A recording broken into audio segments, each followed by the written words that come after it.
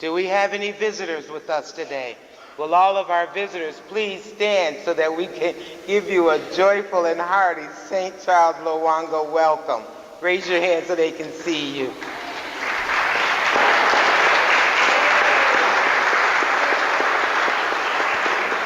Welcome, welcome.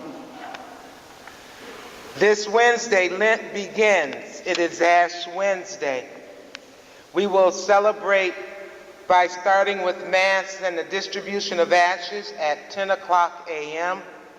But after Mass, the church will be open all day for prayer and distribution of ashes, ending with a communion service at 6 o'clock p.m. And then on Sundays, if you look at page 4 of the lantern, you will see that we will be in a Lenten retreat. Each week is a different speaker, going with the topics of the readings. But at 9 o'clock on Sundays, we will be having prayer and devotions. And so we ask that as you enter the church beginning next Sunday, that you be mindful that we are in prayer.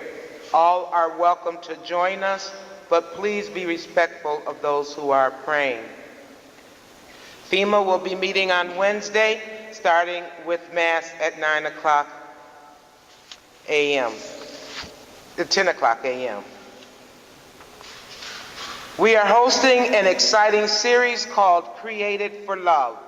The curriculum is based on St. John Paul II's theology of the body, which offers a very positive message of the gift of sexuality as a good and essential part of love and life. The program is targeted towards preteens and teens. Please see Pat Dixon or myself for a letter or a permission slip. The series will be on March 9th, 16th, and 23rd in the Activities Hall from 10 until 12. We are collecting clothing for Heritage Manor, which is a nursing home located on Grand River, a few blocks from here. We are looking for gently used clothing, sizes extra large to 5X. Please see page 9 of the lantern for the types of clothing needed. We are looking for loose-fitting clothing, jogging pants, something that the residents can be comfortable in. It was suggested that this year we have a parish picnic. We have the date set for possibly July 17th. So if you are interested in being on the committee to plan the parish picnic, please see Harold Thompson over there on the guitar. We are in the process of setting up a meeting with the people at the CSA office. We know there have been some concerns regarding checks not being cashed and discrepancies in their records and ours as well. So we will be meeting with them to clear all of this up, to make sure that everything is set straight, that our records match, checks have been cashed, etc. We will keep you posted, and we apologize for any inconvenience that this has caused you. Don't forget, next week is daylight savings time. On Saturday, before you go to bed, set your clock ahead 1 hour. We are springing forward. And finally, congratulations to David Bauer, who again has achieved straight A's this report card. I don't think the child has ever received a B. Thank you.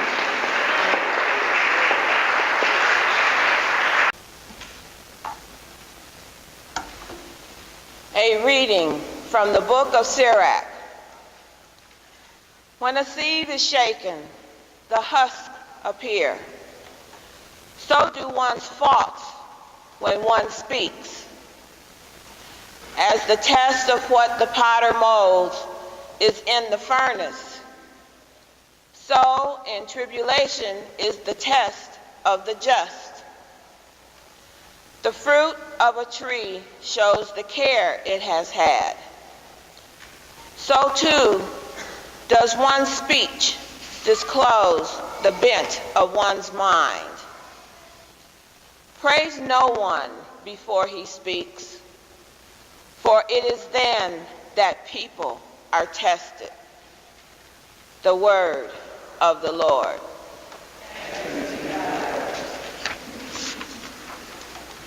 Brothers and sisters, when this which is corruptible clothes itself with incorruptibility, and this which is mortal clothes itself with immortality, then the word that is written shall come about. Death is swallowed up in victory. Where, O death, is your victory? Where, O death, is your sting? The sting of death is sin, and the power of sin is law. But thanks be to God who gives us the victory through our Lord Jesus Christ. Therefore, my beloved brothers and sisters, be firm, steadfast, always fully devoted to the work of the Lord, knowing that in the Lord your labor is not vain. The word of the Lord.